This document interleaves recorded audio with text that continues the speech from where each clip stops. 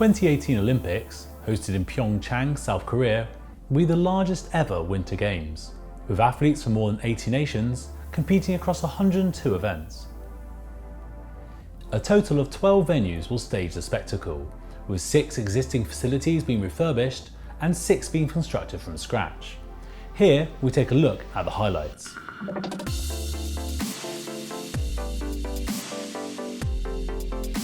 These will be the second Olympics to be held in South Korea, with Seoul hosting the Summer Games back in 1988 and the first of 3 successive games to be held in Asia, with Tokyo following in 2020 and Beijing hosting the Winter Olympics in 2022. Compared to the efforts of recent host cities of Rio in Brazil and Sochi in Russia, preparations for PyeongChang have been a model of efficiency, with the majority of venues completed 6 months before the Games. The events are gathered around 2 main venues. The PyeongChang Mountain Cluster, focused on the Alpine Center resort, will host outdoor sports, while the coastal city of Jeon, some 20 kilometers east of the mountain, will host indoor sports. At the heart of the Games will be the PyeongChang Olympic Stadium, a temporary venue that will seat 50,000 people for the opening and closing ceremonies. The $78 million Pentagonal Arena will also host medal ceremonies. After the Games, the stadium will be dismantled. Although this is unusual for a main Olympic stadium, a similar temporary facility was used in the 1992 Winter Olympics in Albertville, France. Critically, this means that after the Games, PyeongChang will not be left with an expensive white elephant that would be potentially unsuitable for a small resort.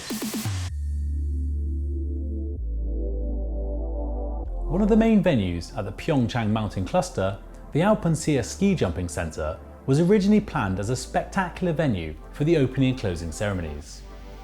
Built in 2008, in anticipation of winning the rights to host the Winter Olympics, the 11,000-seat venue will host the ski jumping and Nordic combined events.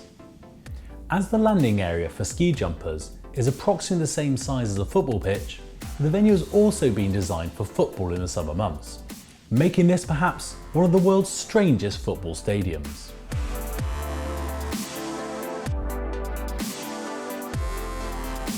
The $114.5 million Alpine Center Sliding Center is one of 6 venues purpose-built for the Games. The centre, that will host bobsleigh, luge and skeleton events, can accommodate 7,000 spectators. The track has been constructed to be 2,018 metres long, commemorating the year of the Games.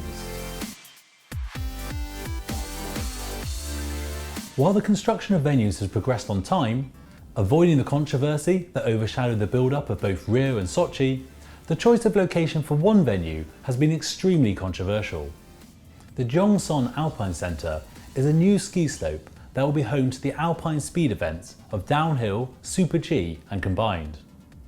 The course is located in a 500-year-old protected forest on Gariwan Mountain, the only location in the region that can meet Olympic requirements for a vertical drop of 2,600 feet, or 800 meters. To allow the development to happen, the Korea Forestry Service controversially removed the mountain from its list of protected forest land. To minimize the damage to Mount Gariwan, the men's and women's courses have been combined into one field for the first time at a Winter Olympics. In Gwangyang, some 20 kilometers east of the PyeongChang Mountain Cluster, 3 new venues are being constructed for the Games. With ice hockey making up an incredible 40% of total ticket sales at a typical Winter Olympic Games, the most popular of these will undoubtedly be the Gwangyang Hockey Center. Costing $90 million, this is the first arena to have been specifically designed and built for ice hockey in South Korea. With a capacity of 10,000, the venue was designed to give spectators an up-close and personal experience, with the audience just 1.6 meters away from the ring. A key part of Gwangyang's strategy to become a winter sports destination after the Olympics, the ice arena will be the venue for the short track and figure skating during the Games. The arena has a capacity of 12,000, with an air maintenance system that keeps the spectator area at a temperature of 59 degrees Fahrenheit and 40% humidity. This system can also control the temperature of the ice rink's surface, so that the venue can stage both figure skating and short track events on the same day. The third purpose-built venue in the Gwangyang grouping, the Oval, will host speed skating competitions during the Olympics. Effectively a giant shed, the building will be the largest pillar structure in South Korea, offering 7,635 spectators uninterrupted views of the action. Aware of the extremely high cost of previous Olympics, the budget for PyeongChang has been tightly controlled, with the event set to cost an estimated $10 billion, a fraction of the eye-watering $50 billion spent by Russia on the Sochi Games. Unfortunately for architecture fans, this frugalness is reflected in the unambitious, pragmatic architecture of the venues.